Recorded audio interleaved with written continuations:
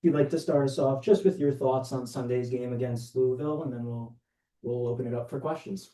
Yeah, I think it's going to be a tough game. They always give us a tough game. It's always close, intense. There's going to be a lot of aggression, and we're expecting them to come at us like they've been playing some good stuff. They play really direct, and we need to be ready to defend all aspects of their game. The long ball, making sure we pick up the second balls. I think it'll be a good game. Hopefully, we can insert our dominance early as we've been focusing on, really get a hold of the game, control the ball, control the tempo, and then it's just about how we can, affect their back line, getting behind, and then get into the right areas to be able to score the goals that we've been focusing on. Just before we get into general questions, Shaun, a stat that came out over the weekend is that we're the first team in NWSL history to record 5 clean sheets in its first seven How is it? Yeah. matches of the season. So big milestone on the defensive front. I know we spoke about it in the post-match Yeah, presser after Chicago, but how knowing that stat, how satisfying has it been to see such strong defensive performances, even with so many injuries and rotations that have been necessary? yeah, no, I think we're really proud of the team and the way they're able to execute the game plan defensively, specifically in terms of the way we like stop teams from breaking us down, really compact, really hard to beat, and it's a massive boost for the team.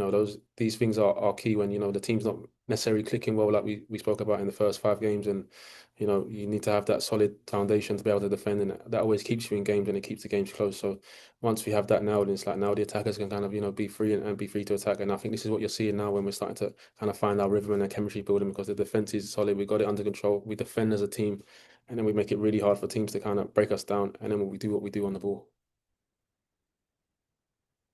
Again, if anybody has any questions, please use the raise hand function and we will be sure to call on you.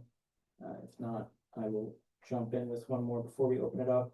Um, Roosevelt has been an important attacking presence this season, as you Mhm. know, and she scored in Gotham's last 2 matches and attempted 7 or more shots in 2 consecutive league matches.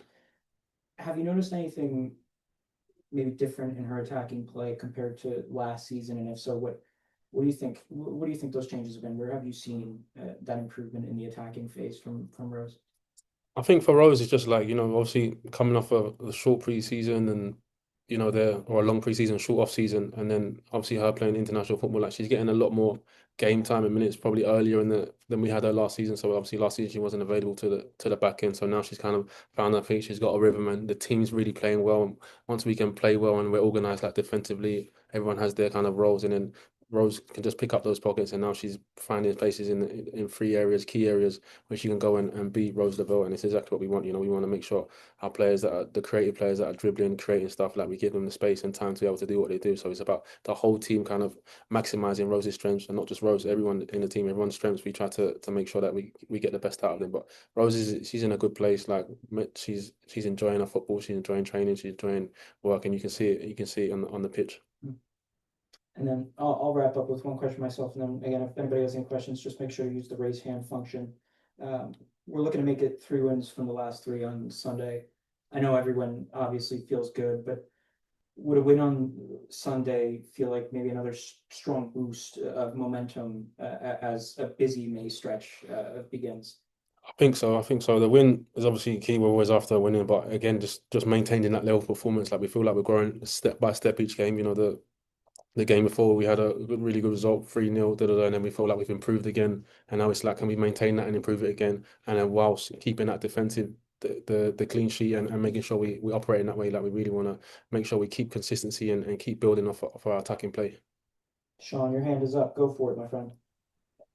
Good afternoon, Coach Harris. I just want to ask you, where are Emily, Mandy, and Brew at in terms of their return to play? They're still in RTP. I mean, we're monitoring it day by day. We get updates from the medical, and they're not back fully in with the team yet, but hopefully soon we can expect them. But they're just day by day cases.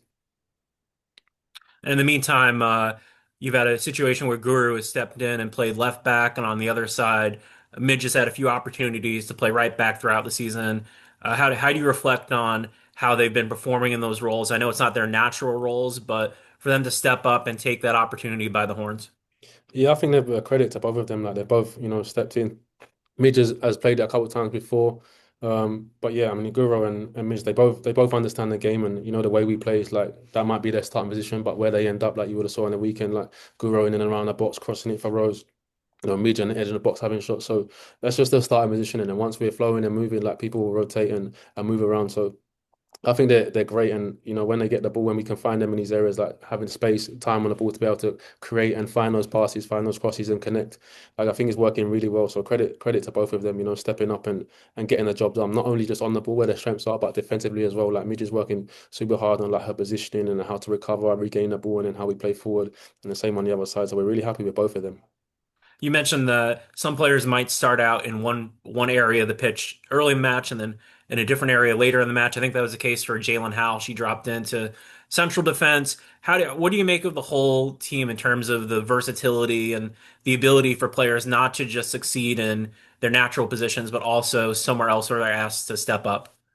I think it's just again like credit to the group, you know, the players, staff, everyone kind of understands the objective, what we're trying to do, where we're trying to get to, like the areas you want to occupy, and then ultimately, like it doesn't have to be you or you, just whoever's there in that specific moment, and you kind of feel the game. So now we're getting into more of that, like I said, that rhythm of that fluidity where you're going to see players popping up, rotations, people dropping down, and then it's about once I feel clear the space, just having someone fill it, and then making sure that we're organized when the ball gets turned over. So you know the group's really attuned and on board with the way we're trying to play, and everyone kind of understands the roles. Like again, we're really big on the roles. If I end up in a wide channel for that moment, then I'm a wide player, you know, and then I'll wait till the right moment to get back in my role. But everyone is more than capable of filling a role. And I think that's what helps us dynamic. That's what helps us move the ball well and it keeps the opposition guessing. Thank you, Sean. Rachel, your hand's up. Go for it. Coach, so since the returning from injury, already getting an assist and a goal, what stood out in Jaden Shaw's form, and what do you expect from her in this matchup? Yeah, I think Jaden's been great since coming back. You know, she's really enjoying her football. Like the maturity for her, like she really understands no matter what kind of role she's playing, she really understands the spaces and you know technically like she's excellent and she understands like when to speed the ball up, when to switch it, when to hold onto the ball. Like she's a really key player for the way we're trying to play, like arriving in those pockets, sometimes high, sometimes low, but always maintaining that you know that tempo, that ball speed. And she's just super intelligent. Like she always kind of does what's required for the situation. So we're really happy for Jaden. We tried to give her, you know, this is kind of your area, but then again, she can do what she can do anything really. So it's about just finding her the ball, getting her the spaces, and then letting her kind of create and find out how to connect with the forward line, connect with the back line, and just keep playing like that flowing football that we like to see. Thanks, Rachel. Appreciate that question.